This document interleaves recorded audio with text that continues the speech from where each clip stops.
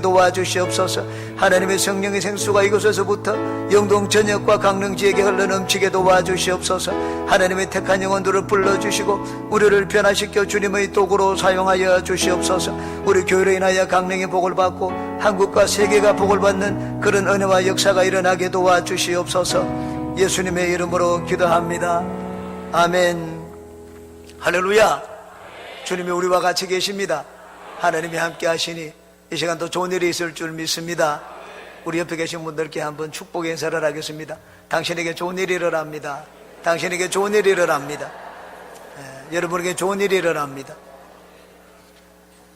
나를 축복하는 선포를 한번 하겠습니다. 나에게 기적이 일어납니다. 나에게 기적이 일어납니다. 믿습니다. 우리 입술의 고백대로 하나님이 이루실 줄 믿습니다. 아브라함의 믿음이란 제목으로 말씀의 은혜를 나누겠습니다. 아브라함은 믿음의 조상이라고 불립니다. 바울 사도는 우리의 구원과 하나님의 은혜를 설명을 할 때 믿음을 가지고 설명을 하고 있습니다. 아브라함의 믿음이 하나님 앞에 인정을 받았습니다.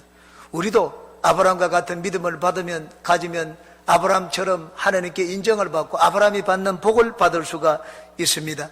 아브라함이 하나님께 인정받은 믿음은 과연 어떠한 믿음이었습니까? 세 가지를 같이 살펴보고 은혜를 나누겠습니다. 첫째, 아브라함이 가졌던 믿음은 역설적인 믿음이었습니다. 한번 따라해 주시기 바랍니다. 역설적인 믿음을 갖자. 믿음은 역설적인 것입니다. 18절에 보니까 아브라함은 바랄 수 없는 중에 바랐다고 했습니다. 여러분, 바랄 수 없는 것을 바라는 것, 이것이 믿음입니다. 절망 가운데 소망을 갖는 것, 이것이 믿음입니다. 안 되기 때문에 된다고 생각하는 것, 그것이 믿음입니다. 죽었을 때 살았다고 말하는 것, 이것이 믿음입니다. 그러므로 절망이 나의 믿음의 출발점이 되고 기초가 됩니다. 내가 죽는 것이 하나님의 생명의 역사의 시작입니다. 17절을 다시 한번 보시기 바랍니다. 그가 믿음 바 하나님은 죽은 자를 살리시며 없는 것을 있는 것처럼 부르시는 이시니라고 했습니다. 아브라함이 자녀를 낳을 소망이 없는 상황에 이르렀을 때 하나님은 약속의 자녀를 주셨습니다. 이제 나는 끝장이 났다고 생각할 때 하나님은 그렇지 않다. 내 자손이 하늘의 별과 같이 많고 땅의 모래알처럼 많을 것이라고 말씀을 하셨습니다. 그러므로 하나님에 대한 믿음은 내가 절망에 처했을 때 절망 가운데 생겨납니다. 우리 환경과 형편이 절망 같은 상황에 놓이는 것은 가슴 아픈 일입니다. 괴롭습니다. 고난입니다. 그러나 그럴 때 우리가 소망을 가질 수 있는 것은 바로 그때 우리는 하나님께 더 가까이 가고 하나님은 나에게 더 가까이 다가오신다는 것입니다. 우리는 흔히 생각하기를 환경과 형편이 좋으면 하나님을 잘 믿고 하나님을 더 의지할 것이라고 생각을 합니다. 그런데 성경의 많은 경우는 그렇지 않습니다. 아브라함은 아직 자기에게 힘이 있을 때 하나님을 바라보고 하나님을 의지하지 않았습니다. 하나님 말씀을 들은 것이 아니라 자기 아내 사레의 말을 들었습니다. 당신이 더 늦기 전에 내 여종 하갈과 동침해서 자녀를 낳으라고 했습니다. 하나님께 물어보지 않았습니다. 아내 사레의 말을 듣고 여종과 동침하여 이스마엘을 낳았습니다. 나중에 그것이 참 이스라엘 역사의 가시가 되었습니다. 아브라함은 하나님만 바라보고 하나님 지시에 순종한 것이 아니라 젊을 때는 아내 사레의 말에 더 귀를 기울였습니다. 우리 환경이 좋을 때 우리 신앙이 잘 되는 것이 아니라 우리 신앙은 더 나태해지기 쉽습니다. 하나님 말씀을 간절히 찾지도 않고 하나님 말씀에 우리는 절대 순종하지도 않습니다. 세상에 의지할 것이 없게 되면 이젠 달라집니다. 우리는 전적으로 하나님만 바라보고 하나님을 의지하게 됩니다. 죽은 자를 살리시는 하나님에 대한 믿음은 글자 그대로 내가 죽은 자가 되어야지 생겨납니다. 거꾸로 말하면 하나님은 아브라함에게 죽은 자를 살리시는 하나님을 체험하도록 하기 위해서 아브라함이 죽은 자와 방불하는 그런 상황으로 몰고 가셨습니다. 성경에 하나님을 만난 이야기들을 보십시오. 모두가 다 절망적인 상황에 이르렀어야 하나님을 만나게 되었습니다. 야, 나는 이제 가망이 없다, 끝장이다, 그렇게 생각할 때 하나님이 나타나셔서 소망을 주시고 하나님을 믿으라고 말씀을 하셨습니다. 그러면 성경에 많은 믿음의 사람들이 하나님을 믿게 되었습니다. 한나가 그랬습니다. 한나는 자녀를 낳지를 못했습니다. 버린 나가 조롱을 했습니다. 멸시를 했습니다. 그 고통을 더 이상 참을 수가 없었습니다. 멸시가 조금일 때는 남편의 위로를 받고 남편의 사랑으로 견뎌내었습니다. 그러나 여인의 수치가 극에 달하고 도저히 그 모멸감을 견딜 수가 없을 때 한나는 하나님을 찾게 되었습니다. 남편의 모든 위로도 거절을 했습니다. 그때 하나님이 나타나서 이제 내가 너에게 자녀를 주겠다고 말씀을 하셨습니다. 엘리 제사장을 통하여 주시는 하나님의 말씀을 한나는 그대로 받아들이게 되었습니다. 믿음이었습니다. 한나의 믿음이 어디서 생겼습니까? 절망적인 가운데 생겨나게 되었습니다. 사렙다 과부의 경우도 마찬가지입니다. 가뭄이 들어서 먹을 것이 없었습니다. 자기 아들과 함께 마지막 기름 한 방울 남은 것과 떡 한 움큼 남은 걸 가지고 밀가루 한 움큼 남은 걸 가지고 떡을 해먹고 죽겠다고 했습니다. 그럴 때 엘리야가 찾아왔습니다. 그것을 가지고 먼저 떡을 가지고 나를 섬기라고 했습니다. 그러면은 하나님께서 너 삶을 돌봐주실 것이라고 했습니다. 열왕기상 17장입니다. 엘리야가 그에게 이르되 두려워하지 말고 가서 내 말대로 하려니와 먼저 그것으로 나를 위하여 작은 떡 한 개를 만들어 내게로 가져오고 그 후에 너와 내 아들을 위하여 만들라. 이스라엘의 하나님 야훼의 말씀이 나 야훼가 비를 지면에 내리는 날까지 그 통의 가루가 떨어지지 아니하고 그 병의 기름이 없어지지 아니하리라 하셨느니라. 사렙다 과부는 엘리야 선지자가 하는 말대로 그대로 따라했습니다. 사렙다 과부가 먹을 것이 많고 생활이 풍족했으면 엘리야 선지자가 하는 말을 우습게 여겼을 것입니다. 오른쪽으로 듣고 왼쪽으로 흘려버렸을 것입니다. 그러나 이제는 먹고 살 양식이 한 끼밖에 남지 않았습니다. 성경을 보십시오. 야훼께서 엘리야를 통하여 하신 말씀같이 통의 가루가 떨어지지 아니하고 병의 기름이 없어지지 아니하니라고 했습니다. 사렙다 과부가 순종을 했기 때문입니다. 신기하게도 믿음은 절망적인 상황에서 생겨납니다. 그래서 하나님이 우리를 믿음으로 사람으로 만들 때 종종 우리를 절망의 상황으로 몰고 가시는 경우가 많습니다. 모세를 사용할 때도 마찬가지였습니다. 모세가 잘났다고 생각할 때 하나님은 사용하지 않았습니다. 모세는 이제 나는 끝장이다, 나는 아무것도 할 수 없다, 그런 고백을 하는 상황에 이르기까지 하나님은 모세를 몰고 갔습니다. 그리고 난 다음 모세를 불러 사용했습니다. 요셉의 꿈을 이루어 주실 때도 마찬가지입니다. 요셉이 형들에게 막 자랑을 하고 기고만장해 있을 때 하나님은 요셉의 꿈을 이루어 주지 않았습니다.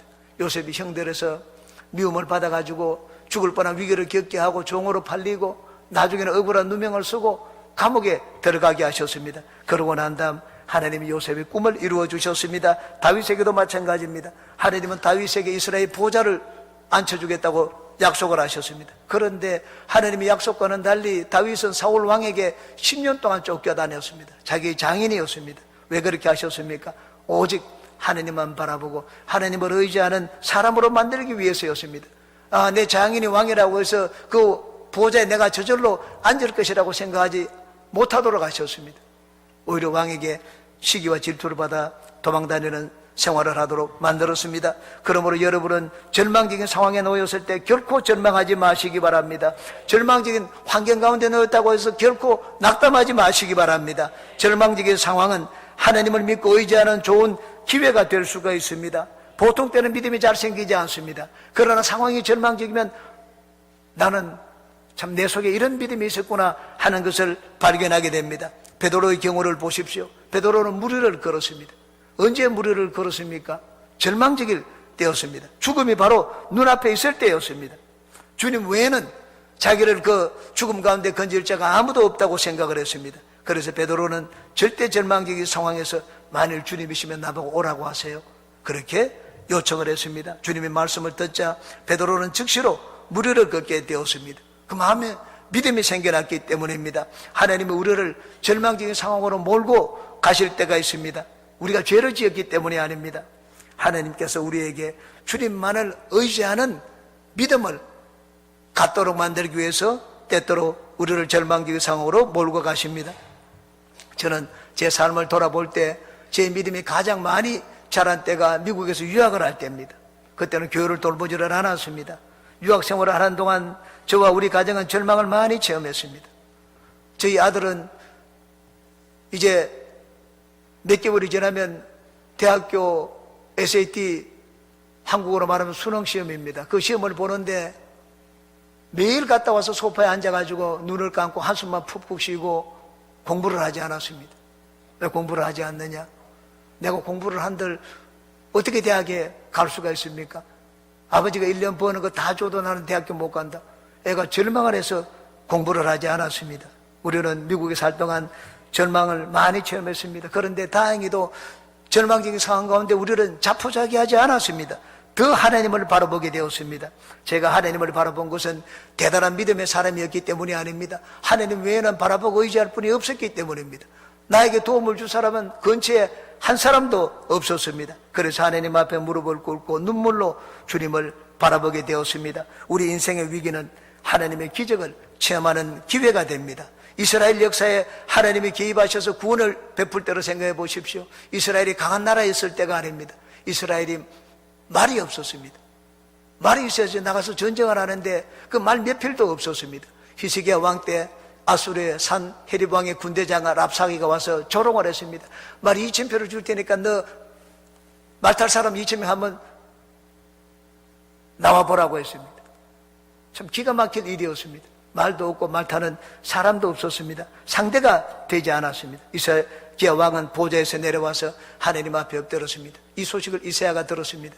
이사야가 사람을 보내었습니다. 걱정하지 말라고 했습니다.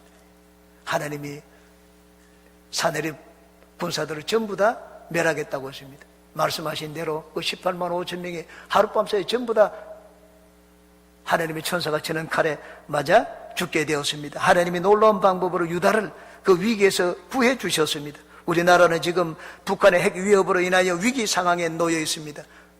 미국은 또 북한을 선제 공격하겠다고 합니다. 전쟁이 일어나면 우리나라는 안전한 곳이 없습니다. 김정은이 말한 대로 우리나라가 불바다가 됩니다. 제주도도 안전하지를 않습니다. 위기감이 갈수록 고조되고 있습니다. 바로 이때가 우리가 하나님을 만나고 하나님을 의지할 수 있는 좋은 상황입니다. 하나님을 찾고 하나님께 엎드리는 믿음은 바로 그럴 때 생겨납니다. 우리가 하나님을 의지하면 하나님은 우리나라를 건져주십니다. 믿음은 인생의 위기에서 생겨납니다. 인생의 위기를 극복하는 가장 큰 힘이 어디 있습니까? 믿음입니다. 인생의 위기는 결코 우리를 무너뜨리지 못합니다. 위기 가운데 우리가 하나님을 찾고 하나님께 무릎을 꿇게 되면 하나님은 우리에게 믿음을 줍니다. 하나님이 주시는 믿음이 우리 가운데 임하면 우리 인생 가운데 하나님의 능력을 체험하게 됩니다. 인생의 위기를 만나신 분들은 그 위기를 하나님을 찾고 만나는 기회로 삼으시기를 주님의 이름으로 축원합니다. 두 번째입니다. 아브라함이 가졌던 믿음은 소망에 찬 믿음이었습니다. 소망에 찬 믿음을 갖자. 따라해 주시기 바랍니다. 네, 소망에 찬 믿음을 갖자. 믿음이란 현실을 바라보는 것이 아닙니다. 믿음이란 미래를 바라보는 것입니다. 그러므로 믿음이란 소망입니다. 하나님을 믿는다고 하면서도 그 마음속에 꿈과 소망이 없다면 그 하나님을 제대로 믿는 것이 아닙니다. 75세가 나이가 되어서 자식이 없던 아브라함에게 하나님이 나타나서 말씀을 하셨습니다. 창세기 12장입니다. 야훼께서 아브라함에게 이르시되 너는 너희 고향과 친척과 아버지의 집을 떠나 내가 네게 보여줄 땅으로 가라. 내가 너로 큰 민족을 이루고 네게 복을 주어 네 이름을 창대하게 하리니 너는 복이 될지라. 너를 축복하는 자에게는 내가 복을 내리고 너를 저주하는 자에게는 내가 저주하리니 땅의 모든 족속이 너로 말미암아 복을 얻을 것이라 하신지라. 75세에 자식이 없었습니다. 나이가 많이 들었습니다. 그런데 하나님 말씀을 듣자 소망이 넘쳐났습니다. 야, 내가 자식을 한 명을 두는 게 아니라 내 자식으로 인하여 많은 민족이 생겨나는구나. 하나님이 나에게 젖과 꿀이 흐르는 저 가나안 땅을 주신다고 말씀을 하시는구나. 하나님을 따라가면은 자기 인생과 운명이 달라질 것이라고 생각을 했습니다. 아브라함은 75세였습니다. 전제 미지 땅의 개척지로 신대륙으로 나아갔습니다. 그러나 꿈과 소망에 부풀어 나아갔습니다. 왜냐하면 하나님의 꿈과 소망을 그 마음속에 심어주셨기 때문입니다. 삶의 터전을 지났습니다. 거기 가면 자기 친구도 없었습니다. 도와줄 사람도 없었습니다. 어떻게 새롭게 인생을 꾸려가야 될지 걱정이 되었습니다. 그러나 그 걱정은 꿈과 소망에 비추어 보니까 아무것도 아니었습니다. 설레이는 마음으로 아브라함은 하나님이 가라고 하는 땅으로 갔습니다. 성경이 우리에게 말하는 희망은 역설적인 희망입니다. 우리 형편이 좋기 때문에 장차 너는 좋아질 것이라고 말을 하시는 것이 아닙니다.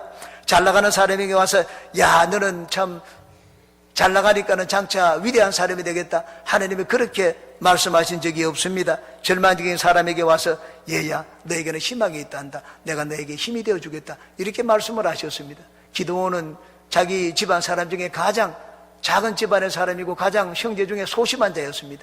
하나님이 나타나가지고 너는 큰 용사다.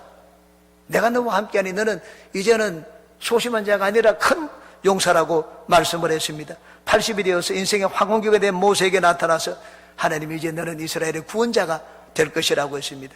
모세는 자기 형편과 처지를 바라보고 절망적인 말을 했습니다. 하나님 사람을 잘못 택했습니다. 나는 아닙니다. 5번이나 하나님 앞에 거절을 했습니다. 그런데 하나님은 아니라고 했습니다. 내가 너하고 함께 가겠다고 했습니다. 내 입술에도 네가 말을 못하면 네 입술에도 내가 같이 있겠다고 말씀을 하셨습니다. 두려워하지 말고 가라고 했습니다. 위대한 일을 할 하나님을 바라보고 소망을 가지고 가라고 말씀을 했습니다. 하나님은 아브라함에게 믿음을 요구하실 때 여기 무조건 하나님을 믿으라고 하지 않았습니다. 꿈을 주셨습니다. 장래 일에 대한 소망을 주었습니다. 하나님이 아브라함에게 믿으라고 말을 하지 않는데도 아브라함이 하나님을 믿게 되었습니다. 여러분, 우리에게 진짜 믿음을 주는 것은 꿈과 소망입니다. 꿈과 소망이 없으면 잘 믿어지지가 않습니다.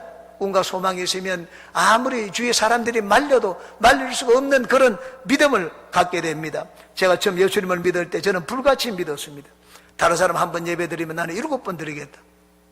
지금 27살이 되어서 늦었지만 7번 예배를 드리면 7년이 못 되어서 따라갈 수 있다고 생각을 했습니다. 저는 열등의식이 많았고 가진 것이 없고 성적이 뛰어나지 못하고 교수에게 인정받은 자도 아니었습니다. 그런데 예수님을 믿으니까 나는 장차 교수가 될 수 있다. 꿈에 부풀어서 공부도 하고 하나님을 섬기게 되었습니다. 예수님을 잘 믿으면 오늘은 어제보다 낫고 내년은 금년보다 낫다. 더 나은 내일과 미래에 대한 꿈과 소망을 가지고 살게 되었습니다. 18절에 보니까 아브라함이 바랄 수 없는 중에 바라고 믿었다고 했습니다. 믿음은 무엇입니까? 바라는 것입니다. 믿음은 소망하는 것입니다. 꿈입니다. 꿈과 소망이라는 현재 내가 갖고 있는 걸 바라보는 것이 아닙니다. 내 손이 지금 잡히지 않고 지금 내 눈에 보이지 않는 것, 그것을 바라보고 그것을 쫓아가는 것이 믿음입니다. 히브리서 11장 2절입니다. 믿음은 바라는 것들의 실상이요 보이지 않는 것들의 증거라고 말씀을 했습니다. 믿음은 보이지 않는 것을 보는 것입니다. 믿음은 지금 내 손에 잡히지 않는 것을 잡은 것처럼 여기는 것입니다. 그러므로 하나님을 믿는 여러분들은 꿈과 소망을 가지시기 바랍니다. 꿈이 없는 믿음은 하나님을 믿는 믿음이 아닙니다. 하나님은 그를 믿는 모든 자에게 꿈을 주시는 분입니다. 하나님을 믿게 되면 우리는 하나님을 믿는다는 것은 영혼이 잘된 같이 난 범사에 잘되고 강건한 생명을 넘치게 얻는다. 그걸 바라보는 것입니다. 하나님이 믿으면서도 내가 하나님께 복을 받을 걸 바라보지 않는다면 그건 하나님을 제대로 믿는 것이 아닙니다. 저는 예수님을 믿고 난 다음 지금 뒤를 돌아보니 참 꿈을 많이 갖고 살았습니다. 저는 지금도 꿈을 가지고 있습니다. 저는 제 아내에게 요즘 종종 얘기합니다. 여보, 우리가 은퇴하게 되면 우리는 훨씬 더 좋아지겠지. 저는 은퇴하고 나면은 수입원이 없기 때문에 더 나빠질 것이라고 한 번도 저에게 아내에게 말한 적이 없습니다. 은퇴하게 되면 시간이 많아서 좋고 이제 갚을 빚이 없어서 좋고 세계 다니며 여행해서 기분도 좋을 것이고 전 아내에게 은퇴하고 난 다음에 어떻게 살까 걱정을 해본 적이 없습니다. 지금도 저는 내일은 오늘보다 낫고 내년은 금년보다 낫다 하는 그런 소망을 가지고 있습니다. 여러분, 하나님을 믿는다는 것은 꿈과 소망을 가지고 사는 것을 말합니다. 하나님은 그의 백성에게 꿈과 소망을 주시는 분입니다. 하나님은 아브라함을 부르실 때 그 마음에 꿈과 소망을 불어넣어 주셨습니다. 자녀의 복을 주셔서 많은 민족을 이루어 주겠다고 했습니다. 젖과 꿀이 흐르는 가나안 땅을 내가 너에게 기업으로 주겠다고 약속을 하셨습니다. 몇 번 했는가? 성경에 보면 무려 6번이 넘게 약속을 했습니다. 아브라함이 75세에 그 약속을 받았습니다. 자녀와 땅의 축복의 약속을 받았습니다. 나중에 이삭을 제물로 바칠 때 그때는 한 120세, 30세가 되었을 때입니다. 무려 50년이 넘도록 하나님은 아브라함에게 꿈을 주셨습니다. 아브라함은 한 번 꿈과 소망을 가진 것이 아닙니다. 50년이 넘도록 하나님은 아브라함에게 민족의 꿈과 땅의 소망을 불어넣어 주셨습니다. 하나님은 하나님을 믿는 모든 자들에게 꿈과 소망을 주시는 분입니다. 하나님은 야곱에게 꿈을 주셨습니다. 그래서 복을 받았습니다. 야곱이. 하나님은 요셉에게 꿈을 주셨습니다. 마침내 요셉의 꿈이 이루어졌었습니다. 제자들에게도 마찬가지입니다. 예수님은 제자들에게 온 세계를 품는 꿈을 꾸게 만들었습니다. 너희는 온 세계 모든 민족에 가서 이 복음을 전하라고 했습니다. 모든 민족으로 제자를 삼으라고 했습니다. 배운 것도 없고 참 사람 숫자도 많지 않습니다. 12명이 어떻게 세상에 가서 복음을 전할 수가 있겠습니까? 하나님의 성령이 오시니 그들의 꿈이 이루어졌습니다. 성령님 우리에게 오시면 우리에게 꿈에 부풀어 살도록 만들어주시는 분입니다. 여러분, 기도하여 성령 충만을 구하는 이유가 어디 있습니까? 꿈과 소망 가운데 살기 위해서 우리는 늘 성령 충만을 구하는 것입니다. 저는 젊은 청년들과 얘기를 할 때 저 항상 얘기를 합니다. 야, 네가 부럽다. 네가 가진 그 젊음하고 내가 이룬 것하고 바꾸자 하면 나는 지금 즉시로 바꾸겠다고 합니다. 저는 젊을 때 꿈을 가지고 있었지만은 그 꿈대로 행하지 못한 것이 많습니다. 가정이 짐이 되고 여러 가지 장애물들이 많았습니다. 그 짐과 장애물 때문에 내 꿈대로 행하지 못한 것이 많습니다. 그러나 다시 인생을 산다면 진짜 꿈에 부풀어 꿈대로 살아보겠다는 그런 마음을 가지고 있습니다. 나폴레옹은 말하기를 지도자는 꿈을 파는 장사꾼이다 그 말을 했습니다. 사회의 지도자가 되기 위해서는 꿈이 있어야 됩니다. 소망이 있어야 됩니다. 꿈과 소망이 있어야지 그 사회를 이끌 지도자가 될 수가 있습니다. 여러분은 하나님을 믿으니 매일마다 꿈꾸시기 바랍니다. 매달마다 꿈꾸시기 바랍니다. 사업을 하는 분들은 늘 매일의 꿈을 꾸고 한 달의 꿈을 꾸고 1년의 꿈을 꾸시기 바랍니다. 그리고 그 꿈이 이루어지는 것을 바라보고 사시기를 주님의 이름으로 축원합니다. 세 번째입니다. 아브라함이 가졌던 믿음은 하나님의 말씀을 신뢰하는 믿음이었습니다. 따라해 주시기 바랍니다. 하나님의 말씀을 신뢰하자. 아브라함이 많은 걷기 훈련을 통해 가지고 믿음을 기른 것이 아니었습니다. 아브라함은 하나님의 약속의 말씀을 철저하게 믿었습니다. 99세에 하나님이 아브라함에게 나타났습니다. 그리고는 말씀을 하시기를 24년 전에 내가 너에게 약속한 그 약속의 자녀를 지금 주겠다고 말씀을 하셨습니다. 아브라함은 하나님을 믿었습니다. 네가 하나님을 내 24년 전에 한 나의 약속의 말씀을 믿는다면 네 모든 집안의 남자들은 전부 할례를 받으라고 했습니다. 남성의 포피를 전부 잘라내라고 했습니다. 아브라함이 나이가 99세였습니다. 아브라함은 난지 8일 된 모든 남자아이들에게 할례를 베풀었습니다. 자기도 99세에 할례를 받았습니다. 하나님의 약속의 말씀을 믿었습니다. 하나님이 또 한 번 나타났습니다. 내가 말하는 이 약속의 자녀가 자녀를 주는 것을 믿는다면 이름을 바꾸라고 했습니다. 이젠 존귀한 자라는 내 이름을 바꾸어서 많은 민족의 아버지라고 하는 아브라함으로 바꾸라고 했습니다. 내 아내도 공존한 이름에서 많은 민족의 어머니라고 하는 사라로 바꾸라고 했습니다. 아브라함과 사라는 즉시로 이름을 바꾸어 불렀습니다. 아브라함은 아브라함으로, 남편의 아내에게 사라라고 불렀습니다. 지금 현재 자식이 없었지만 많은 민족의 아버지, 어머니가 될 것을 꿈꾸고 이름을 즉시로 바꾸어 불렀습니다. 아브라함이 믿었던 믿음은 하나님의 약속의 말씀을 철저하게 신뢰한 믿음이었습니다. 우리가 하나님에 대한 믿음을 갖기 위해서는 하나님의 말씀을 가까이 해야 됩니다. 하나님의 말씀을 들어야지 하나님에 대한 믿음이 생겨납니다. 그리고 하나님 말씀을 듣고는 그 말씀을 철저하게 따르고 청종하고 순종해야 됩니다.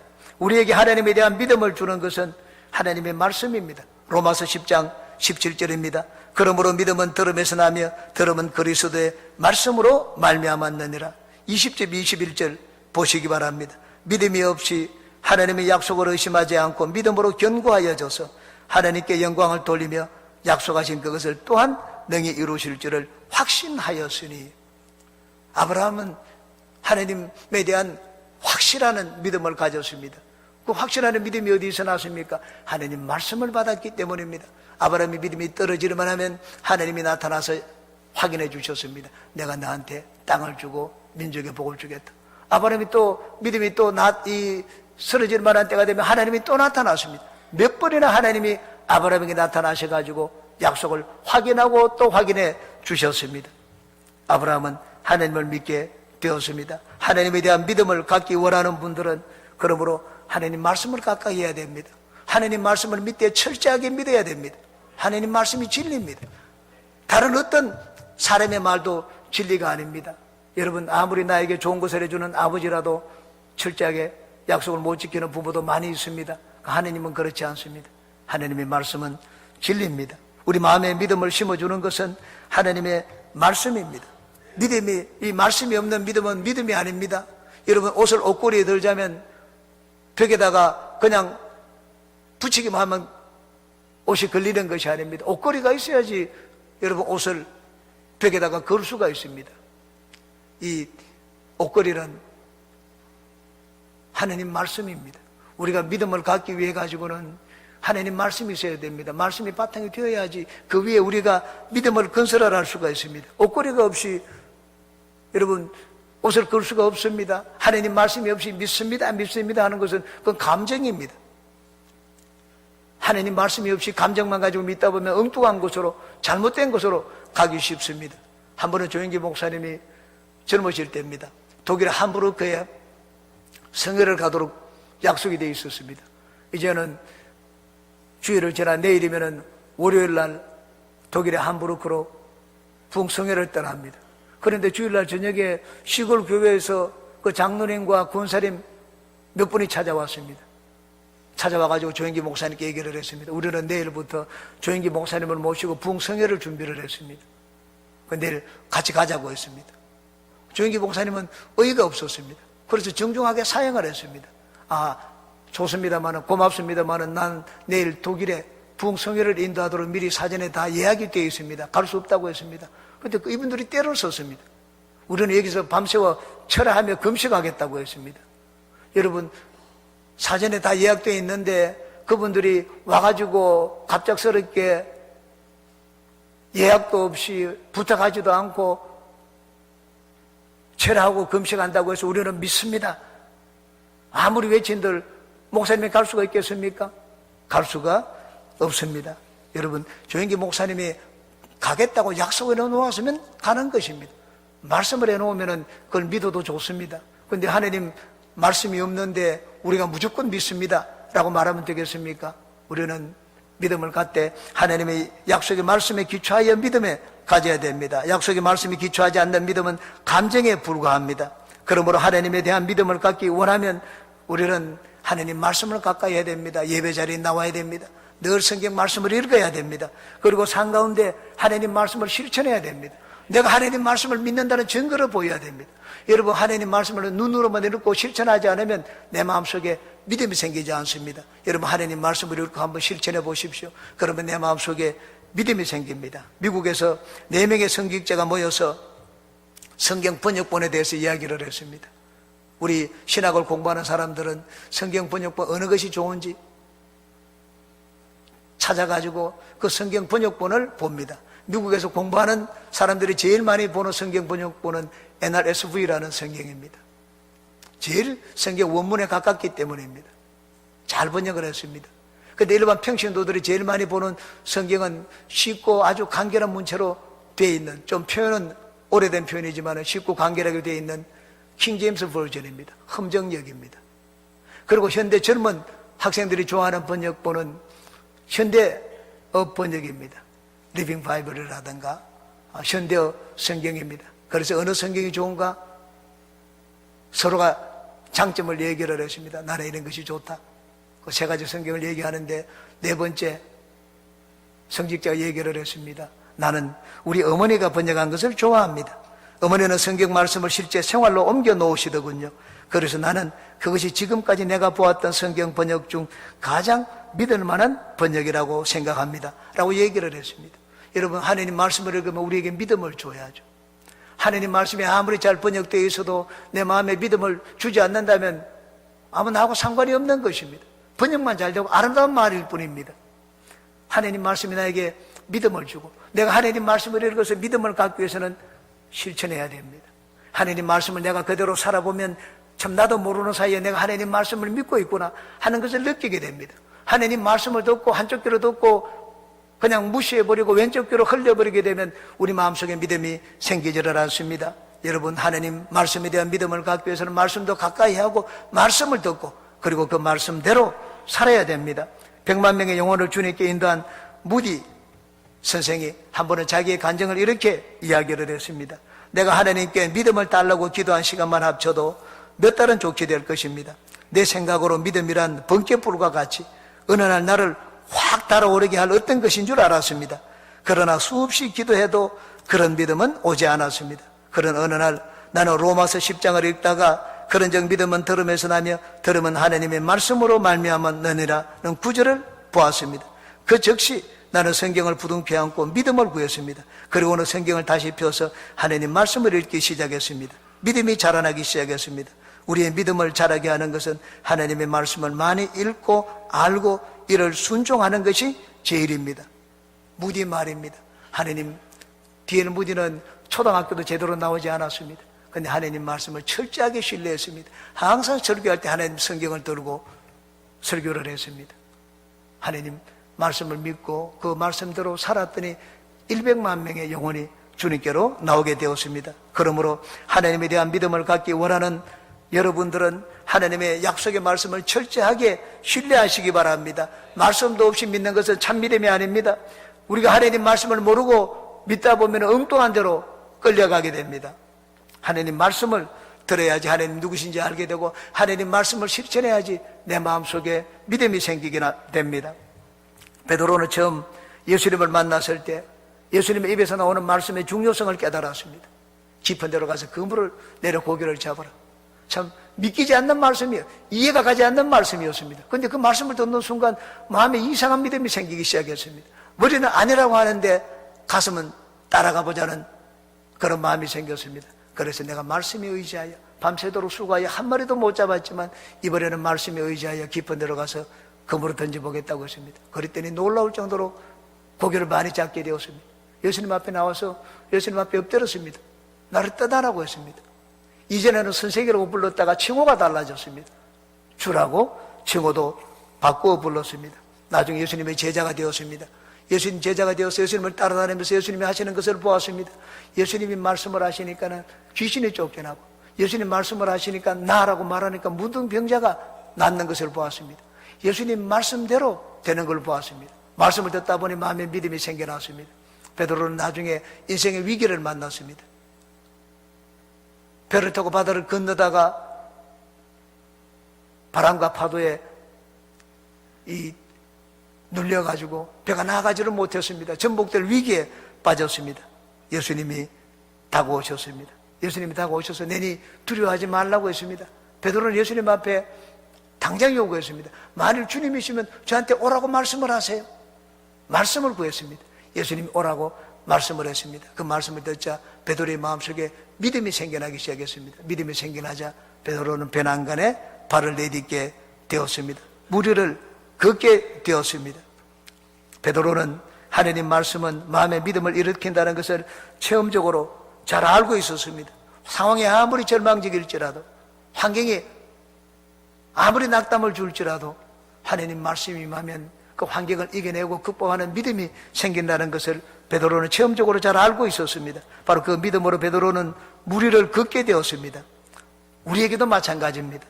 우리가 낭망하고 실패하고 불안해하고 염려 근심하고 두려워하는 것은 믿음이 없어서 그렇습니다. 그럴 때 우리는 하나님 앞에 믿음을 구해야 됩니다. 환경을 이기는 믿음, 내 마음의 이 여러 가지 절망과 두려움을 이기는 믿음을 얻기 위해서는 하나님 앞에 말씀을 구해야 됩니다. 하나님 말씀대로 살아야 됩니다.